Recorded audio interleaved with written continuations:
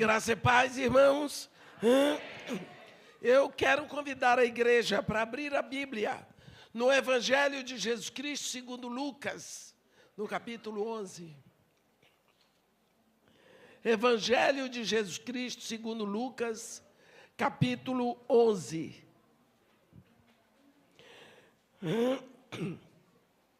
Vamos ler o que está escrito aqui. De uma feita, estava Jesus orando em certo lugar.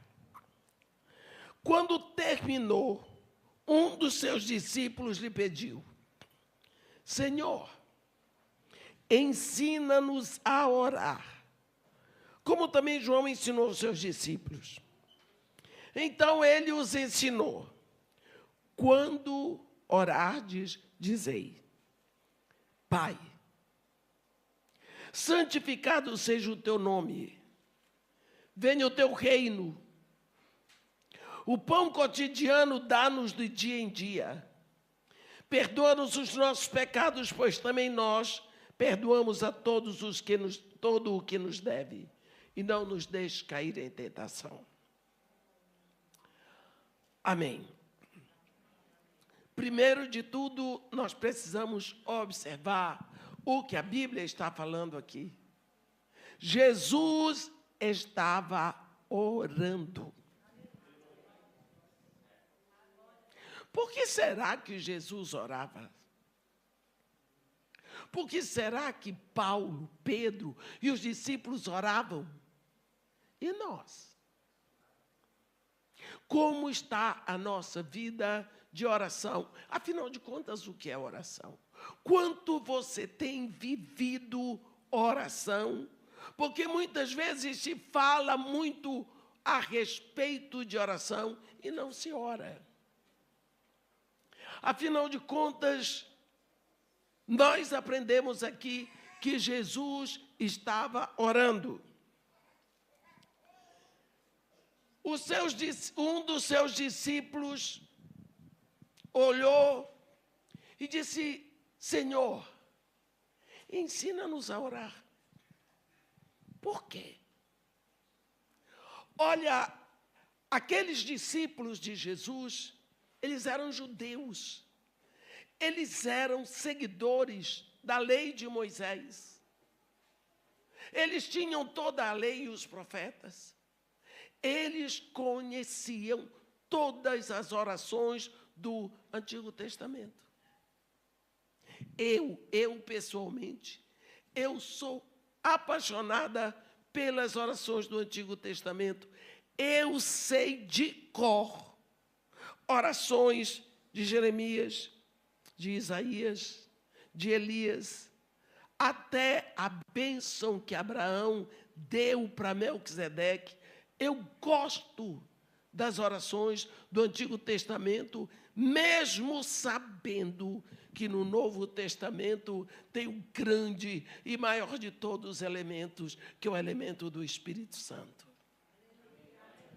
Mas esses discípulos, eles perceberam alguma coisa, algum elemento diferente na oração de Jesus. Quando Jesus orava, existia alguma coisa que eles não percebiam nas orações do Antigo Testamento. Então eles disseram: Mestre, ensina-nos a orar. E Jesus, quando orardes, ele respondeu. Ele não disse se orardes, porque ele espera que oremos. Ele espera que os seus discípulos orem.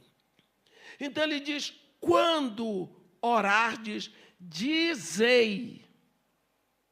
Você entendeu isso, meu irmão?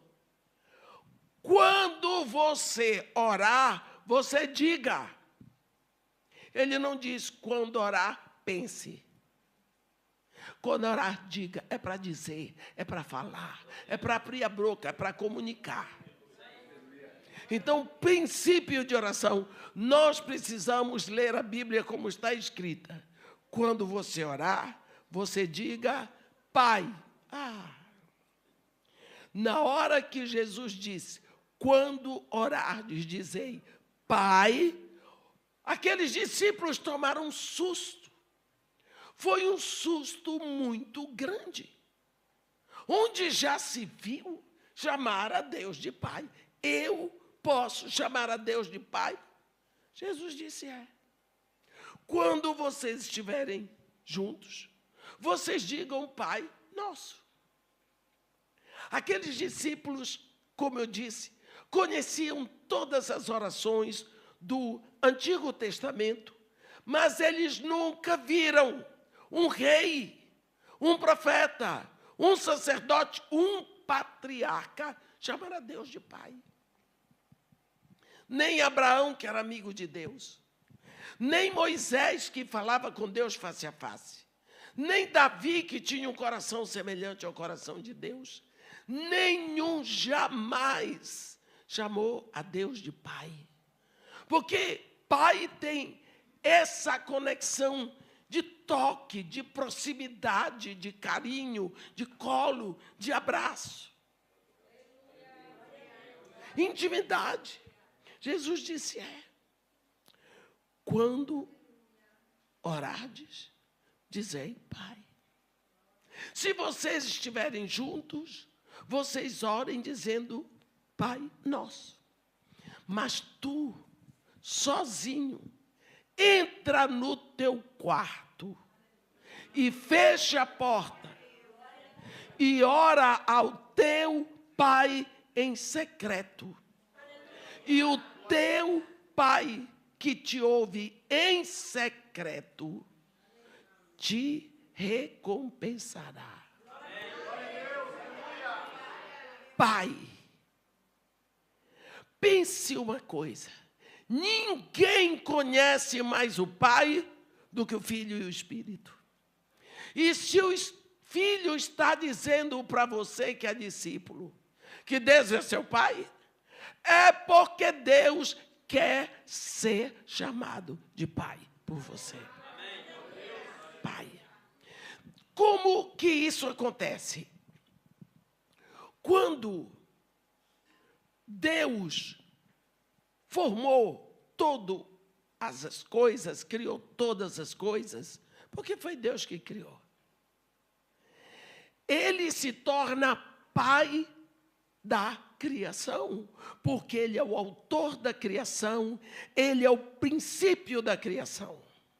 Mas nós sabemos que toda a criação ficou debaixo de maldição pelo pecado de Adão. Quando Deus falou com Adão, Ele disse, Adão, por tua causa, amaldiçoada é toda a terra. Então, meus irmãos, toda a terra ficou debaixo de maldição. Você vê aí o extermínio dos animais. Animais. Eu me lembro, tem uns 3 anos, estava pegando fogo no Pantanal. Pegando fogo. Eu vi, o repórter estava filmando um gambá saindo correndo da floresta, a cauda dele pegando fogo, e o pobre do animal correndo do fogo, e o fogo estava na cauda dele. Eu tive vontade de varar a televisão para apagar o fogo na cauda daquele animal. Quantos animais morrendo, florestas destruídas, peixes se acabando. Por quê? Porque a criação está degenerada pelo pecado. Deus, então, vai chamar filhos pela redenção. Pela redenção. Eu me lembro que uma vez tinha uma conversa assim, sabe quando as pessoas resolvem falar de Deus sem ter intimidade com Deus? É tão difícil. Porque lembra dos amigos de Jó, que falavam de Deus sem conhecê-lo. Então, tem gente assim, esse homem estava defendendo a tese de que todo mundo é filho de Deus. Que mania é essa? Desses protestantes acharem que agora só eles são filhos de Deus. E o povo estava ali, crente com ele. E eu estava quieta. Eu ia discutir com uma pessoa. A Bíblia diz que o homem natural não discerne as coisas espirituais. Então, com esse tipo de gente, a gente não discute. Eu estava quieta. Ele olhou para mim e disse, não é, minha senhora? Eu disse, não. Porque ele olhou para mim e achou que de todo mundo aí eu talvez fosse a mais ignorante, por causa da minha aparência. Eu disse, não, meu senhor. Eu discordo do senhor em gênero, número, grau e pessoa. Ele se assustou. Como? Eu disse, Deus criou todas as coisas. Mas toda a natureza ficou debaixo de maldição. O macaco é filho de Deus, filho da criação. O urso é filho da criação. O cavalo é filho da criação. O homem no pecado é filho da criação. Mas Deus, por isso, vem chamar filhos da redenção. Por isso ele envia um redentor. O redentor é Jesus. Então, se eu vou através de Jesus, eu chego ao Pai como filha da redenção. Então, nós precisamos fazer a diferença entre filhos da criação e filhos da redenção. Filhos da criação são todos, porque Deus criou tudo. Por isso, Deus vem chamar filhos. Por isso, ele envia o seu filho. Quando Deus envia Jesus, Deus está começando uma obra nova na terra. A Bíblia diz, muito claro, João 3,16, Deus amou o mundo de tal maneira que deu o seu Filho unigênito para que todos aqueles que nele creem não pereçam, mas tenham a vida eterna. Jesus Cristo veio com o objetivo de nos fazer filhos de Deus. Filhos de Deus. Como isso vai acontecer? Há um momento que você precisa pensar. Para você ser gerado, você precisou do seu pai e da sua mãe. Então, você foi gerado no ventre da sua mãe. Mas para você ser gerado filho de Deus, você precisa do Espírito e da palavra. Quando um dia um homem muito, muito rico, muito importante e muito, muito bem consciente e sábio na lei de Moisés, ele era mestre em Israel, chamado Nicodemos, ele foi a Jesus. E ele disse, mestre, nós sabemos que tu és vindo da parte de Deus, porque ninguém pode fazer os sinais que fazes, se não tiver vindo de Deus. E Jesus Cristo olhou para ele e disse, em verdade, eu te digo, Nicodemos, se não nasceres de novo, nem verás o reino de Deus. Nicodemos tomou um susto. O que é isso? Como pode o homem nascer de novo sendo velho? Poderá, por acaso, entrar de novo no ventre da sua mãe e nascer? Jesus disse para ele, Nicodemos, tu és mestre em Israel. Tu não sabes dessas coisas. Nicodemos, olha o vento. Sabes de onde ele vem? Não. Sabes para onde ele vai? Não. Então é assim. Os que são nascidos do Espírito são como o vento. Você sabe que o vento existe. Você não pode pegar no vento. Você não sabe de onde ele veio. Você não sabe de onde ele vai, mas você sabe que ele existe. Assim, são os que são nascidos no Espírito. Nicodemos, o que é nascido da carne é carne. O que é nascido do Espírito é Espírito. O que Jesus estava dizendo? Se nasceu da vaca, é bezerro. Se nasceu da cadela, é cachorro. Se nasceu, você nasceu do corpo da sua mãe, você é um ser humano. Mas para você ser filho de Deus, Nicodemos, Deus é Espírito. Então, para você ser filho de Deus, você tem que nascer no Espírito. Então, no momento em que você nasce no Espírito, você é feito filho de Deus. Eu queria ver um negócio aqui, mas não estou encontrando. Para eu dar uma explicação, mas tudo bem. Quando você nasceu morto espiritualmente. Se vocês têm aqui na igreja um tripé, daquele que segura assim o microfone, tipo esse aqui, mas livre. Se você tiver, você me arranja para usar como material didático. Isso, meu filho, olha, ele é ótimo, ele foi no ponto. Vocês vão me aguentar um pouquinho, porque eu recebi agora do Espírito, eu tenho que explicar esse negócio.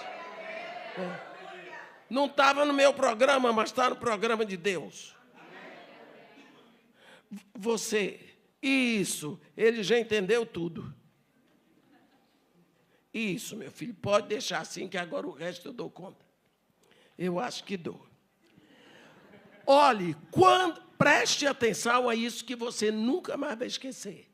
E você vai ensinar para todo mundo. Quando Deus fez o homem, Ele fez o corpo. O corpo é essa parte aqui. O corpo. Ele produziu o homem. Pegou com as mãos.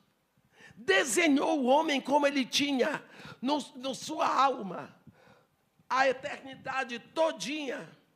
Ele fez o homem. Soprou vida. Você já viu como é o corpo humano? Uma riqueza. A medicina não consegue desvendar tudo. Você já viu como funciona o seu corpo? De noite você está dormindo, o coração está bombeando sangue. Bombeando, bombeando. Os seus rins estão filtrando. Tudo em você, nesse corpo, está funcionando. E foi Deus que fez. Mas Deus não podia estar conectado ao homem pelo corpo, porque Deus não é corpo. Então Deus criou no homem um corpo invisível. Esse daqui do meio. Como é que eu subo só um pouquinho aqui? E só para subir um pouquinho, esse do meio.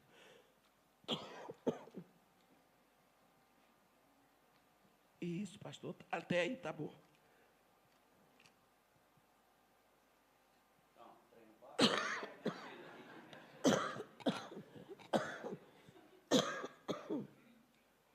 Outra vez, se eu chamar uma velha aqui para pregar, o senhor está sabendo que dá trabalho. Tem que ajudar. Pronto.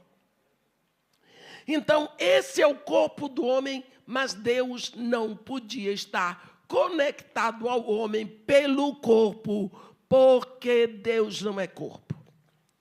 Então, Deus criou para o homem um corpo invisível, imaterial, que se chama alma. É essa parte aqui, todinha. Toda essa parte é a alma. A alma nós chamamos também de psique ou psuque, mente, razão, cuca, sede dos pensamentos. A alma é um corpo imaterial. Lá dentro dela é uma riqueza. Assim como no nosso corpo, os órgãos funcionam num ritmo, numa cadência de um para o outro, um para o outro, um para o outro. A alma, a mesma coisa. A alma, assim como no corpo, a medicina divide os órgãos em aparelhos, aparelho digestivo, aparelho circulatório, aparelho respiratório, aparelho reprodutor, na alma também.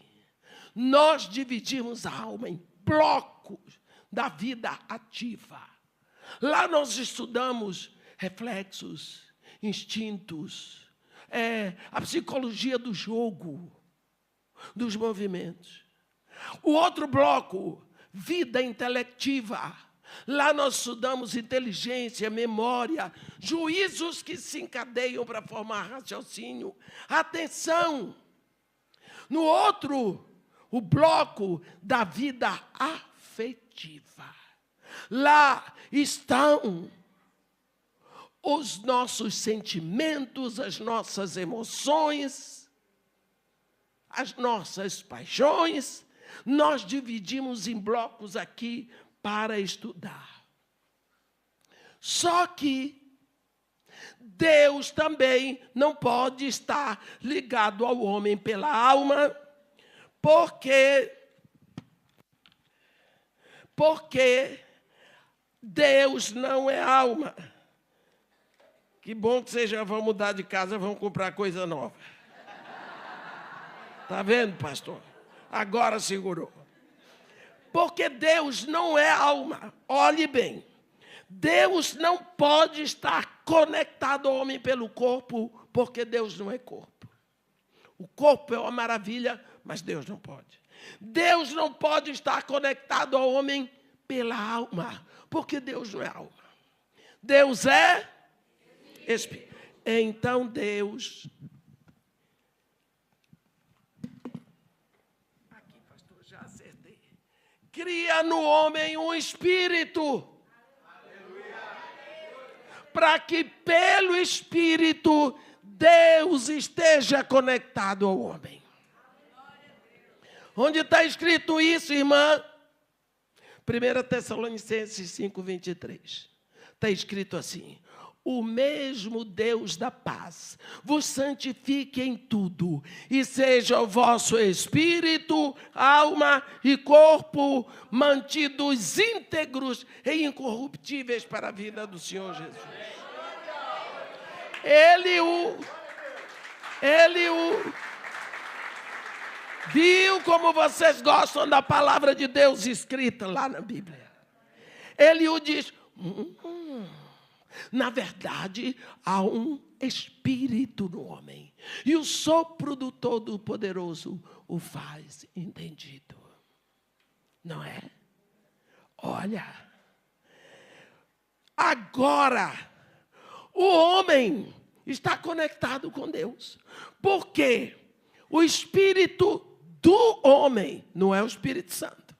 O espírito do homem se conecta com Deus. Esse espírito do homem se abastece em Deus. Abastecido em Deus, ele dirige a alma. Esta alma, dirigida por um espírito conectado em Deus, ela dirige o corpo. Foi assim que Deus criou o homem. Pergunta, pastor, não preocupa não. A gente só quero lhe pedir perdão, mas eu tenho que fazer uma pergunta. Todos vocês entenderam isso aqui? Porque se alguém não entendeu, vai ficar na superfície daqui para frente. Se você não entendeu, não tenha vergonha não. Levanta a mão e diz, não entendi nada. Eu vou repetir tudo. Não faz mal. Então todo mundo entendeu. Foi assim que Deus criou Adão. Pronto. A parte do homem que o conectava com Deus era o Espírito. Deus botou o homem no jardim e disse para ele de toda árvore, todas as árvores do jardim comerás livremente, menos de uma. Da árvore do conhecimento do bem e do mal. Porque no dia que comeres, certamente morrerás.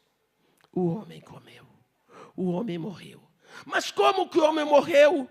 Morreu nele o Espírito. Essa parte aqui, que o conectava com Deus, morreu. Morreu. Olhe, morreu. Mas não desapareceu.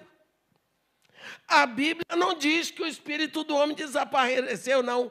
Desde Adão, o homem carrega um defunto espiritual.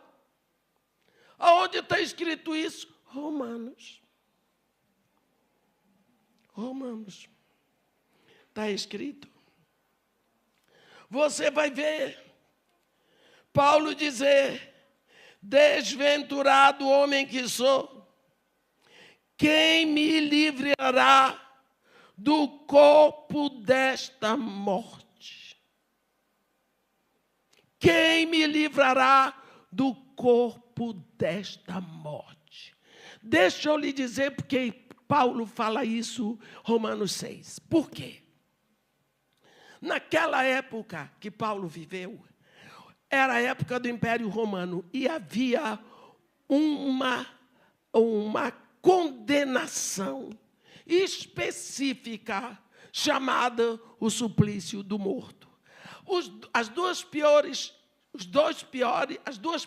sentenças que existiam eram morte na cruz, apedrejamento e o suplício do morto, as três. Como era o suplício do morto? Eu vou dizer Ângela. Ângela cometeu um crime daqueles avassaladores. Ela é levada a julgamento. Ela é condenada, recebe a sentença do morto. Eles vão levar a Ângela e vão prender. E esperar que morra uma pessoa. Quando esta pessoa morre, eles pegam a Ângela e amarram o defunto nela. Toda atada, perna com perna, braço com braço, corpo com corpo, e deixam ela lá. Se ela deita de frente, ela deita em cima de um morto.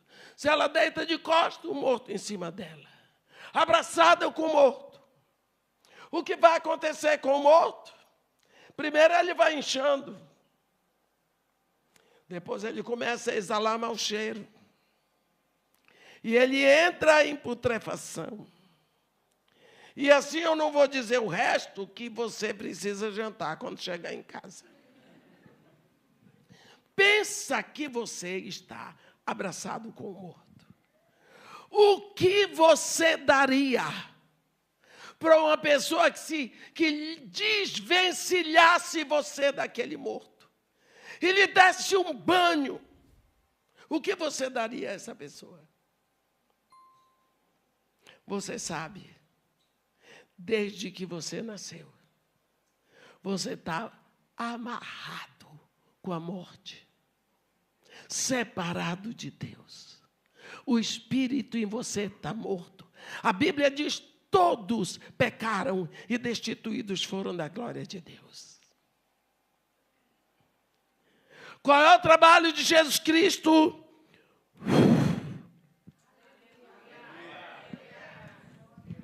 Ele vem dar vida no espírito que estava morto. No dia em que você, a Bíblia diz, em quem vós também, Efésios 1, tendo ouvido a palavra da verdade, o evangelho da vossa salvação, tendo nele também crido, fostes selados com o Espírito Santo da promessa. Ele é o penhor da nossa herança até o resgate da sua possessão em louvor da sua glória.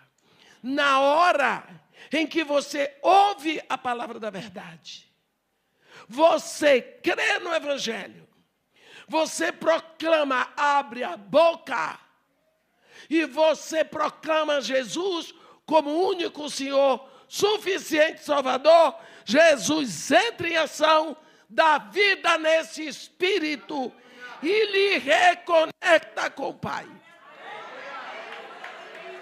Agora,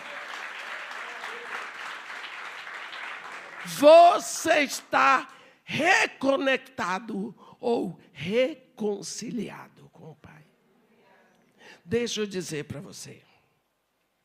Você foi criado por Deus para Ele.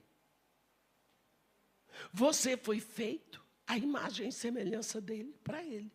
Você pense que você compra uma geladeira maravilhosa. Mês passado eu estava em algum lugar nos Estados Unidos, não sei onde foi, em Dallas, e eu vi a geladeira. A geladeira era um espetáculo. Ela tem até televisão na porta. Televisão na porta da geladeira. Para quê? A pessoa está cozinhando e está assistindo o programa. A geladeira só falta falar. E fala. E fala. Eu disse, isso é coisa de quem não tem o que fazer. Mas tudo bem, é a tecnologia. Você compra uma geladeira dessa para sua casa. Bacana. Você compra, você vai lá no supermercado Continente, que é o único que eu conheço aqui. Aí você compra as melhores coisas, abastece a geladeira e viaja para voltar segunda-feira, porque segunda-feira de tarde você vai receber as irmãs na sua casa para um chá. Quando você chega segunda-feira de manhã em casa, está tudo apodrecido. A geladeira não funcionou. Você fica louca, você chama o pessoal da técnica da televisão, assistência técnica da televisão e da geladeira, e você diz, comprei a geladeira, olha aqui o que vocês me venderam, a geladeira tão cara. Aí o assistente técnico chega lá e diz, a senhora não conectou na energia elétrica. A senhora não ligou lá na tomada. A geladeira não tem nenhum defeito, mas ela foi fabricada para funcionar conectada na energia elétrica. Quando liga a geladeira, tudo podre dentro, mas ela começa a funcionar. Foi assim que você ficou e eu também. Desconectou de Deus, apodreceu tudo. Nós ficamos perdidos no pecado. Esta alma disse assim, o que é que eu faço? Eu fui feita para ser dirigida pelo Espírito. Agora ele está morto. O que é que a alma fez? Foi ser dirigida pelo Espírito que está no mundo. Então, a nossa alma, a nossa mente, em vez de ser uma alma espiritual, ela se torna uma alma mundana ou carnal. É o que Paulo chama de carne. Então, ela passa a gostar de prostituição, impureza, lascívia, idolatria, inimizades, porfias, iras, contendas, discórdias, facções, dissensões, invejas, ciúmes, bebedice, glutonaria, que são as obras da mente carnal, ou da alma, dirigida pelo Espírito que está no mundo. A Bíblia diz tudo o que vem do mundo, a concupiscência da carne, a concupiscência dos olhos, a soberba da vida não vem de Deus, vem do mundo. E o mundo que é esse sistema produzido pela mente de Satanás. Então, o trabalho de Jesus é esse, é nos reconectar ao Pai. Agora você que já ouviu a palavra da verdade, Você já é filho de Deus. Você está reconectado a Deus. Você é filho de Deus. Deus não tem sobrinho, Deus não tem neto, Deus tem filhos. Agora você é filho. Então agora quando você falar com Deus, você diz, Pai. O que é que Deus faz com você na hora em que você confessa Jesus como único Senhor, suficiente Salvador? Naquela hora, existe o que nós chamamos de justificação. A justificação é um processo completo, imediato, total, na hora. Você é justificado, o que significa todos os seus débitos estão pagos. Acabou, está pronto. Ele lhe transportou do império de trevas para o reino do Filho do seu amor. Ali, o seu nome é escrito, é registrado no livro da vida. Ali, você é feito filho de Deus. Ali, lhe é dado o Espírito Santo, porque vai começar um processo na sua vida chamado santificação, que vai por toda a sua vida. Toda a sua vida você vai caminhar em santificação, lutando contra o pecado. É uma luta, porque você tinha hábitos de xingar, de tudo quanto é pecado que nós fazíamos antes. A gente fazia porque gostava. Agora a gente continua gostando e tem que não gostar, mas é difícil, né? Quantas vezes eu tenho que dizer para Deus, Senhor, se não fosse o Senhor, eu ia fazer, ia acontecer com aquela senhora. Mas como o Senhor não quer, então eu prefiro fazer a sua vontade. Não é não? Mas se não fosse pelo Senhor, eu ia lá. Eu ia brigar. Mas não posso, porque Ele não me fez para brigar. Então, a gente vai lutando contra as suas tendências e inclinações. Isso é o que Jesus Cristo diz. Quer ser meu discípulo? Negue-se a si mesmo. Negar os outros é fácil, mas negar a si mesmo? Toma a sua cruz e siga-me. É difícil. Mas agora lhe foi dado o Espírito, o poder. Você não está sozinho, você pode clamar por Jesus. Me socorra, porque senão eu vou pegar fulano e vou esmagar. Me socorra agora, sim, eu quero fazer a sua vontade. Você tem que estar toda hora clamando pelo Espírito, para não fazer aquilo que lhe agrada, mas aquilo que agrada a Ele. Porque você está num processo de santificação, que vai embora pela sua vida. Vai embora a sua vida todinha. Processo de santificação. Quem são os santos? São vocês, que estão no processo de santificação. A Bíblia não nos diz uma vez que santo é quem já morreu e depois de morto está fazendo milagre. Que é isso? Se eu morro e eu puder fazer o milagre depois de morto, eu vou me ressuscitar. Isso está escrito na Bíblia. Então, agora, começa uma fase nova na sua vida. Por isso que Paulo diz, tudo se faz novo, somos uma nova criação. Agora, nós não vamos mais dizer assim, Deus, nós vamos dizer, Pai. Porque agora Deus é nosso Pai. Naquela hora, Deus nos dá o Espírito que vai lá dentro de nós nos ensinar a chamar a Deus de Pai. E você vai aprendendo a chamar Deus de Pai. Se eu convidar essa moça para chamar o pastor de pai, ela vai dar uma risada na minha cara e ela diz, mas quando? Não dá certo. Chega para ele e diz, pai. Ela diz, não dá certo, irmã, porque aqui dentro não confirma. Mas ela fecha os olhos e diz, pai, porque tem um espírito aqui dentro que confirma que Deus é o pai dela. É isso. Deus quer ouvir isso da sua boca. Deus quer ouvir isso da sua boca. Você sabe, lá no Éden, Deus vinha. Aqui está bom, filho, muito obrigada.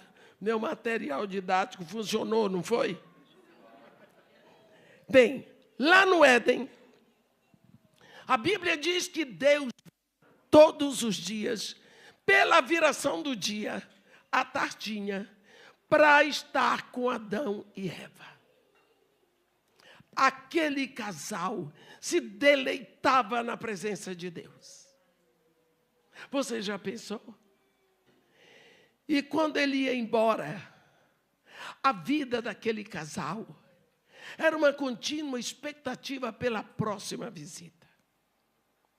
Um dia, Deus chegou lá, não encontrou os dois. Adão, Adão, onde estás? E lá de trás das árvores, Deus ouviu a resposta de Adão. Ouvi a tua voz no jardim, mas porque estava nu, tive medo e me escondi.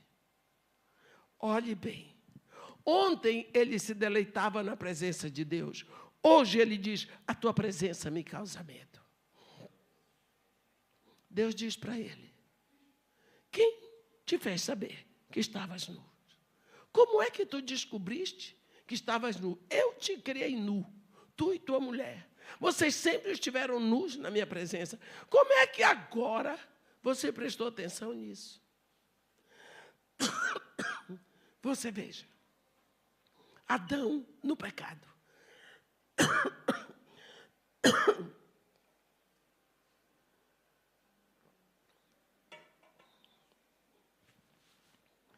Na hora que ele pecou, ele e Eva, que eles se viram nus, por que é que eles não clamaram a Deus? Por que eles não gritaram por misericórdia? Porque deve ter sido horrível. Você já pensou? Se você daqui a pouco está no meio da rua, aqui na praça desse mercado, e você se descobre nu, a última vez você estava tomando banho, agora você está nu, você já pensou o horror, o susto que você toma? Eu creio que foi pior para Adão e Eva, o susto que eles tomaram. Ai, mas não clamaram por Deus. Eu fico, às vezes, pensando por quê não clamaram. Nós sabemos tudo o que vai acontecer, mas faltou o grito de misericórdia. Faltou. Deus vai criar um homem na terra que vai dar esse grito. Nós todos, a partir dali, nascemos no pecado, porque nascemos com o espírito morto. A Bíblia diz, todos pecaram e destituídos foram da glória de Deus. A Bíblia diz, em pecado me concebeu minha mãe. Quando você nasceu, você já nasceu no pecado. Quando Jesus vem, ele tem a Páscoa ali, que é a última Páscoa dele. Na última taça da Páscoa, que é o grande Halel, ele desce cantando um hino, que é o Salmo 136. Aí ele desce dali, chega no Vale do Quidron, vai para a esquerda, e ali é o Jardim do Getsemane, um jardim menor, em frente ao Monte das Oliveiras. A Bíblia diz que ali começou a grande agonia de Jesus. E entre tantas coisas, 3 vezes, ele faz a mesma oração, uma oração de petição. Pai, se for possível, afasta de mim este cálice. Contanto não seja feita a minha vontade, mas sim a tua, porque estás nos céus. 3 vezes. Existe uma discussão. Que cálice é esse que Jesus não queria beber? Uns dizem que o cálice que Jesus não queria beber era o martírio na cruz, o sofrimento na cruz, mas não era. Porque Jesus veio para a cruz. Ele sabia que essa era a missão dele. E nós sabemos que quando Satanás, através de Pedro, tentou dissuadi-lo da cruz, ele disse: arreda, Satanás. Quando ele ia subindo para Jerusalém, ele disse para os seus discípulos: é necessário que o Filho do Homem ascenda a Jerusalém para sofrer muito na mão das autoridades, para ser preso, julgado, condenado, crucificado e morto. E ele foi. Então, não era esse o cálice que ele não queria beber. Outros dizem que o cálice que ele não queria beber era o sofrimento moral da cruz, emocional. Por quê?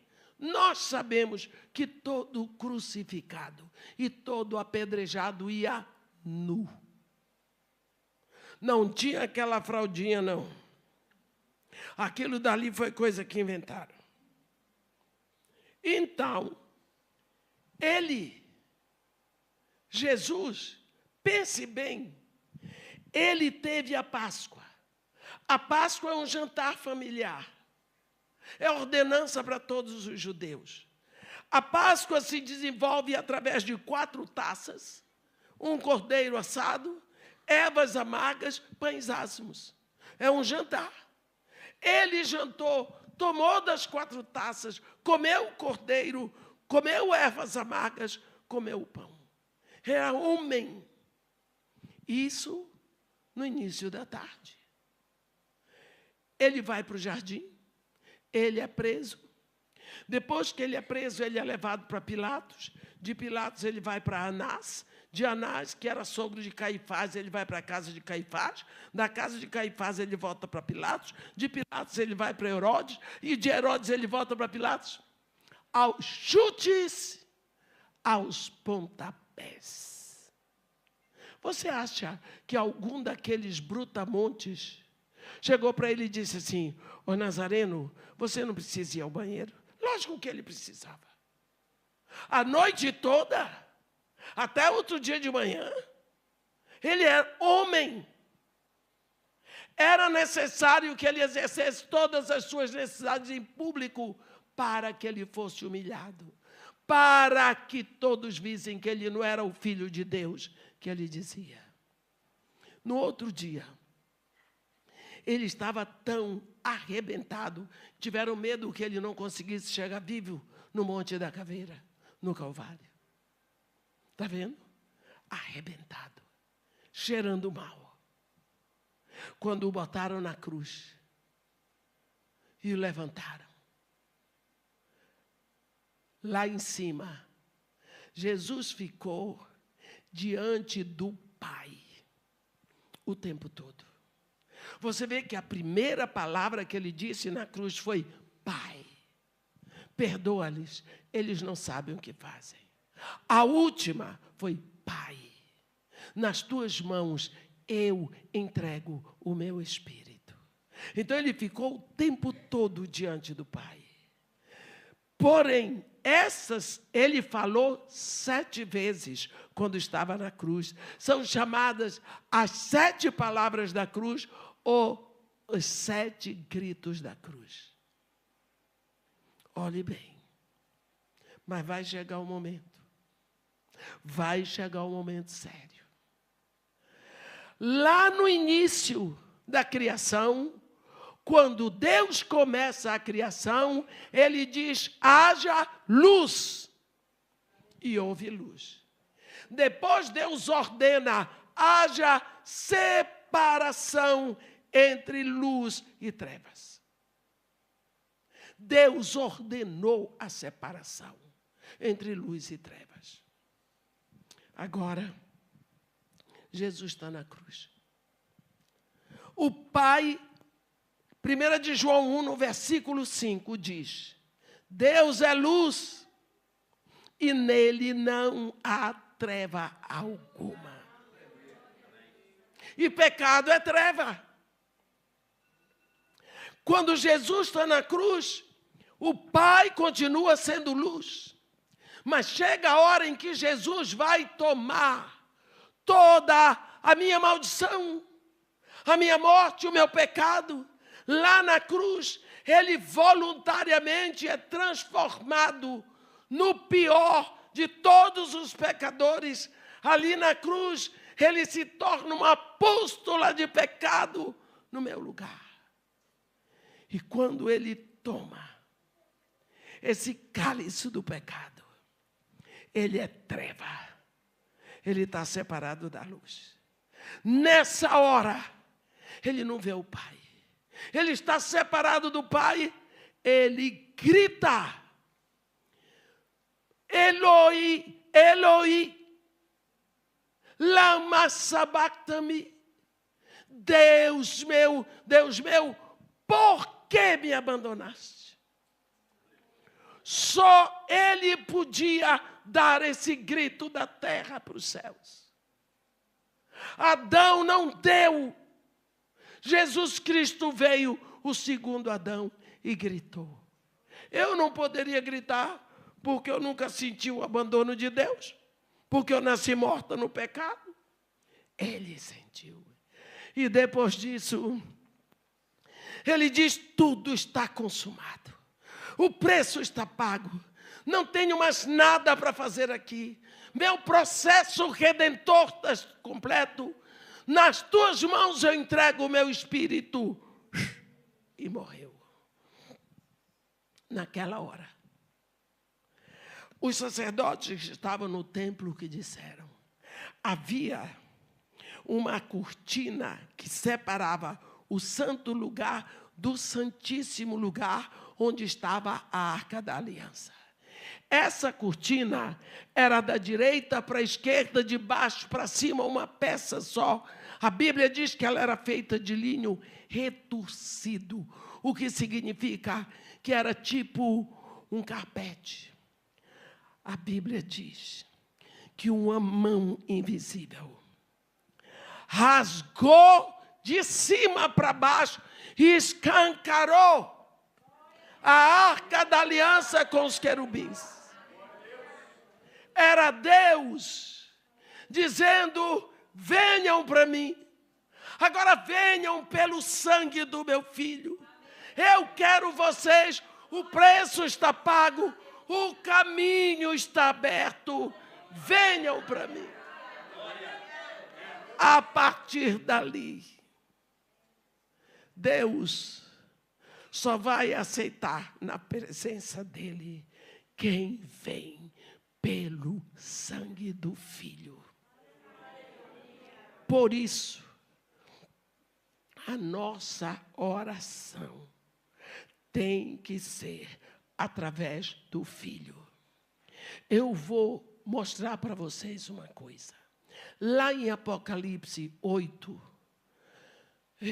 quando eu estou pregando o tempo, Apocalipse 8, há um momento onde está escrito assim: quando o Cordeiro abriu o 7º selo, houve silêncio no céu cerca de meia hora. Os homens dizem que isso é a prova de que não tem mulher lá, que houve silêncio. Mas isso é coisa de homem, né?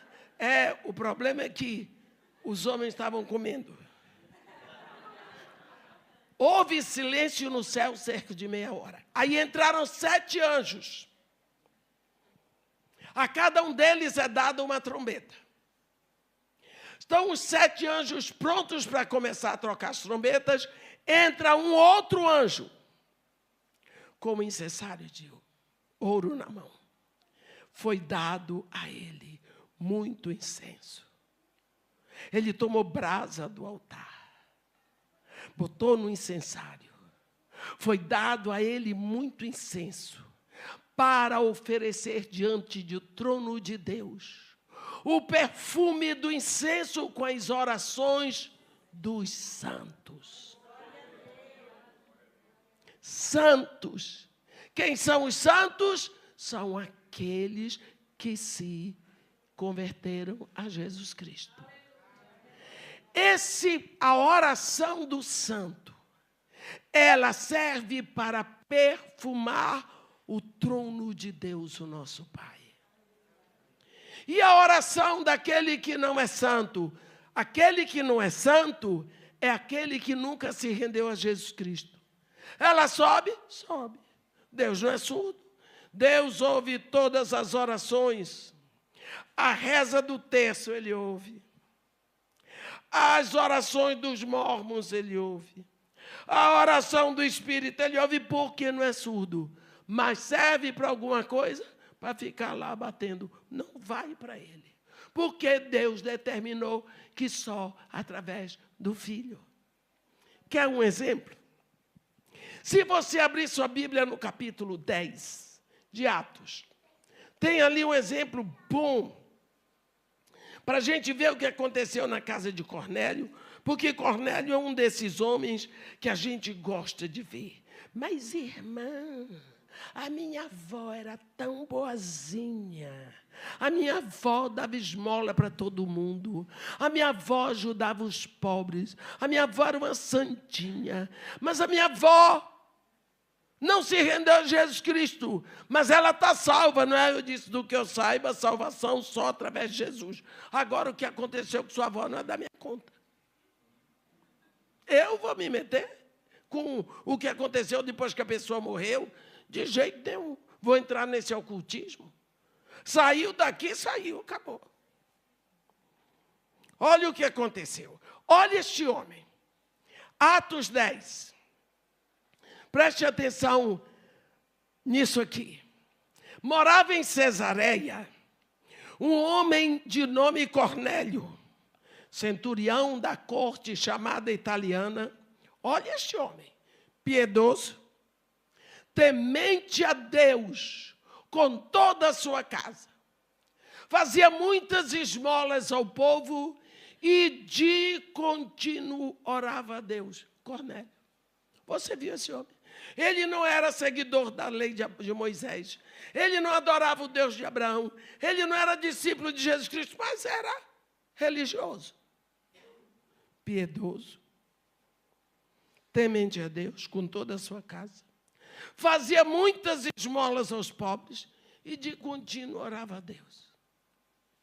A oração de Cornélio chegava na presença de Deus negativo. Sabe por quê?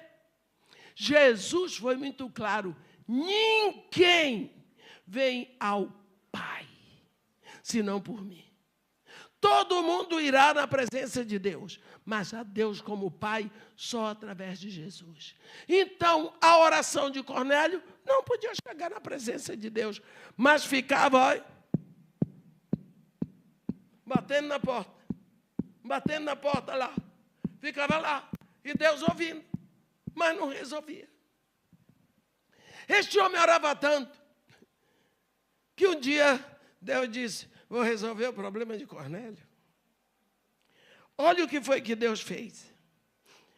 Este homem, Cornélio, observou claramente durante uma visão, cerca da hora 9 do dia. Hora 9 é 3 horas da tarde.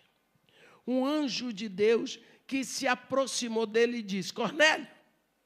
Este, fixando nele os olhos, possuído de temor, perguntou, que é, Senhor?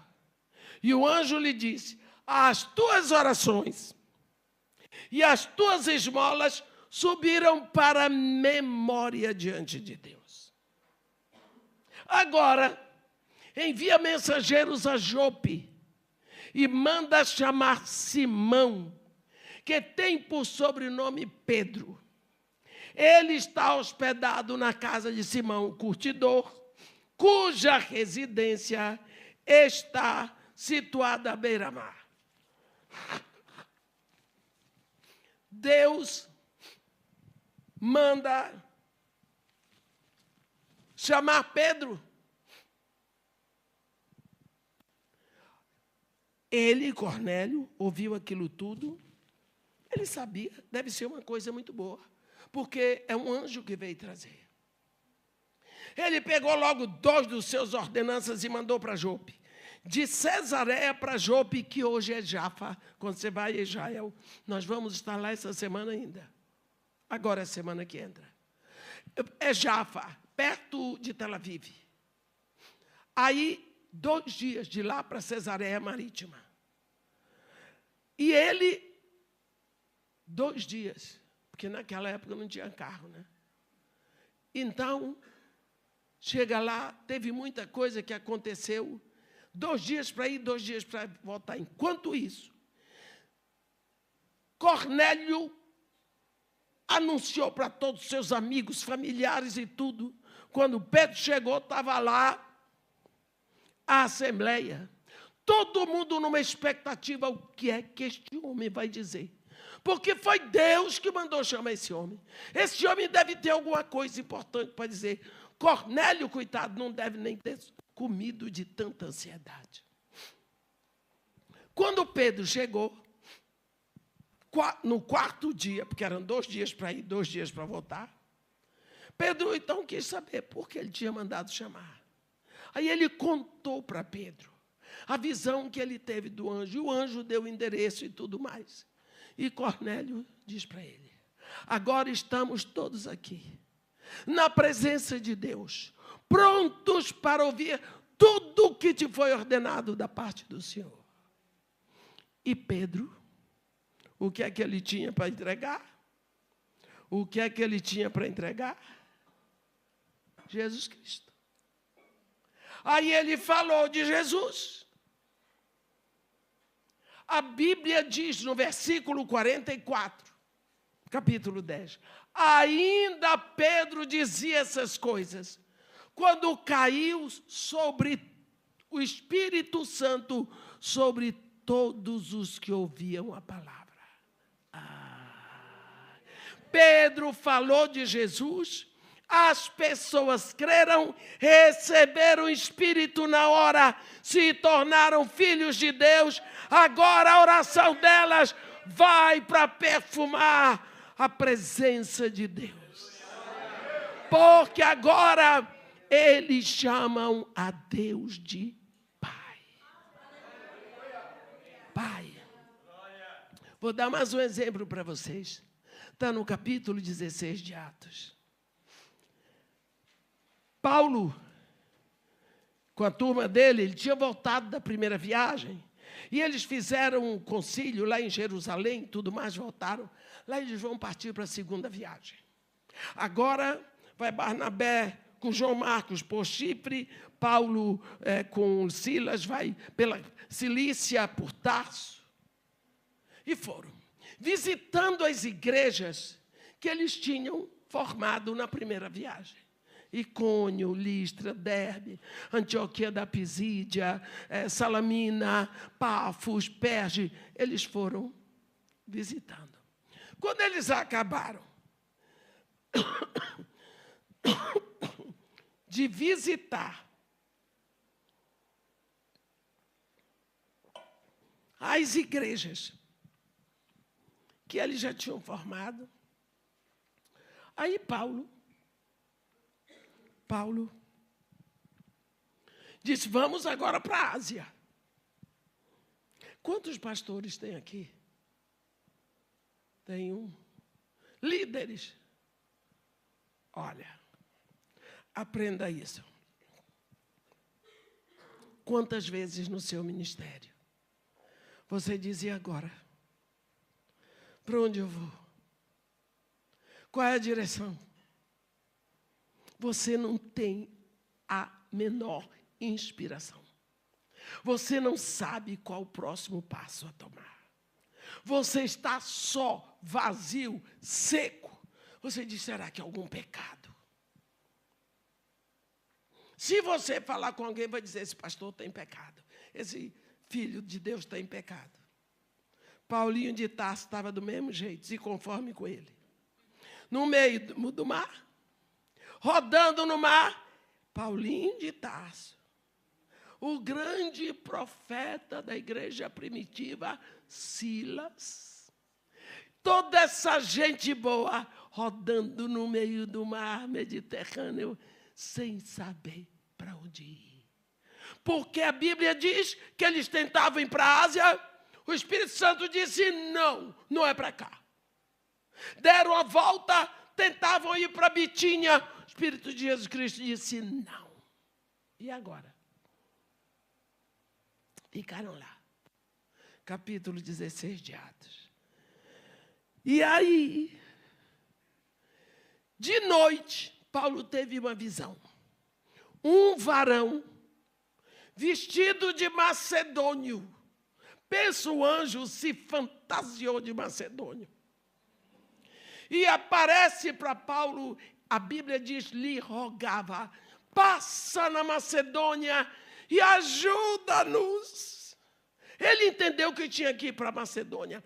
Rumaram para a Macedônia, chegaram Filipos, primeira cidade da Macedônia. Filipe era uma cidade bem adiantada, mas não tinha nenhuma sinagoga. Enquanto em Damasco tinha por volta de 40 sinagogas, Filipos não tinha nenhuma, porque para ter uma sinagoga é preciso que haja pelo menos 10 homens versados na lei e nos profetas. Quer dizer, na Torá e na Haftorá. Não tinha. Então, os judeus, dia de sábado, saíam da cidade para um rio que ficava do lado de fora para fazer suas orações. Olha o que está acontecendo. Vamos lá. Atos 16. Vamos ver. Atos, capítulo 16.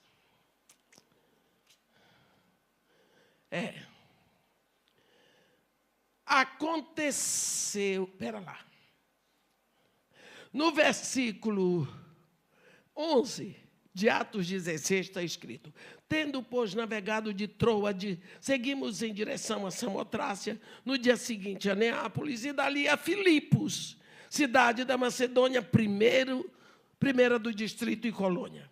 Nesta cidade permanecemos alguns dias. No sábado, preste atenção a isso, saímos da cidade para junto do rio, onde nos pareceu haver um lugar de adoração, de oração. E assentando-nos, falamos às mulheres que para lá tinham concorrido. Certa mulher chamada Lídia, da cidade de Tiátira, vendedora de púrpura, temente a Deus, nos escutava. O Senhor lhe abriu o coração para atender as coisas que Paulo dizia. Depois de ser batizado, ela e toda a sua casa nos rogou, dizendo: se julgais que eu sou fiel ao Senhor, entrai em minha casa e ali ficai. E nos constrangeu a isso. O que foi que aconteceu? Lá, na beira daquele rio, nós estivemos lá em abril. Nesse lugar onde há o rio, a Lídia foi batizada ali, eu preguei ali em abril. Tinham as mulheres que iam para lá para orar. Oravam as mulheres. E a oração delas ficava batendo. Não entrava porque elas não conheciam Jesus. Não eram filhas de Deus. Deus deu um jeito. O anjo foi lá, se vestiu de macedônio. Paulo, passa na Macedônia, ajuda-nos, que tem uma porção de mulher lá orando. E Paulo foi. Logo houve conversão, houve batismo. Vai nascer a primeira igreja da Europa. Entendeu? Foi essa igreja que começou na casa de Lídia, que vai ser a igreja dos filipenses. A igreja que investiu e que ofertou no ministério de Paulo, que sustentou as viagens de Paulo. Uma igreja que nasceu ali, por causa que tinham mulheres que oravam e não conheciam a Deus. Mas oraram tanto que Deus tomou providência para que elas conhecessem o seu filho, se rendessem a Jesus para poder chegarem ao Pai. Foi assim que o Evangelho entrou na Europa. Nós, hoje, meus irmãos, nós somos filhos de Deus. Jesus Cristo diz, quando orardes, Ele não diz se orardes. Você é pai. Você ama seus filhos. Como você se sente com um filho que ignora você? Que não fala com você? Hein? E você dá tudo para esse filho. E ele esquece de você. Um dos dois. Ou você não creu que Jesus lhe fez filho de Deus.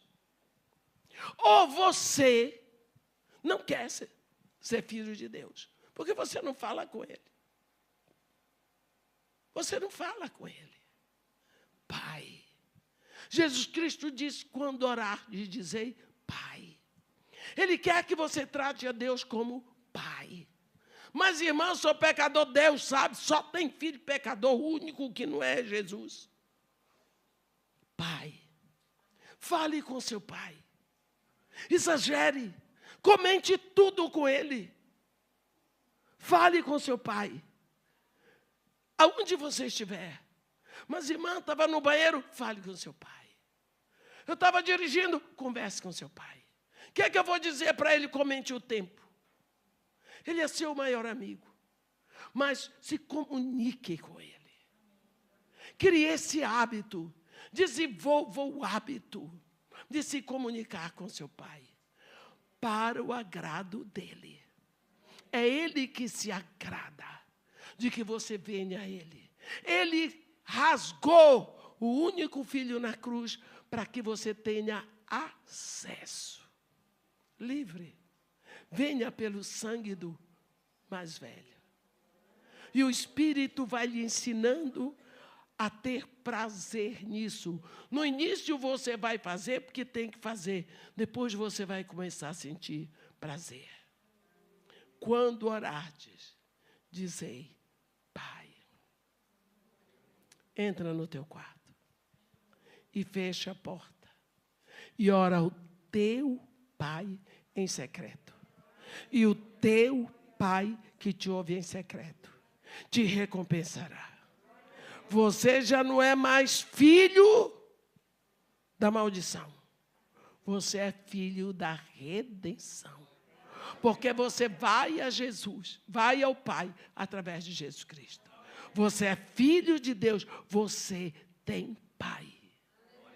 Precisa começar a se comunicar com o Pai. Senhor Deus nosso Pai, aqui nós estamos, Senhor, sentindo no coração o desejo de te conhecer cada vez mais.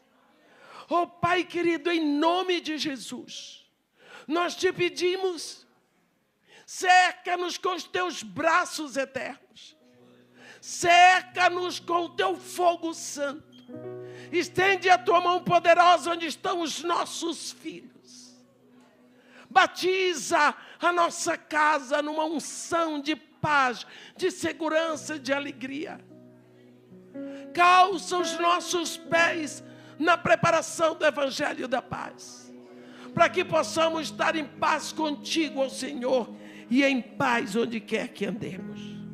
Nós te pedimos, ó Pai, que durante toda essa semana, nós possamos, pelo menos uma vez por dia, chamar Pai e saber que Tu nos ouves, porque é isso que Tu queres de nós. Pai querido, nós oramos em nome de Jesus. Amém.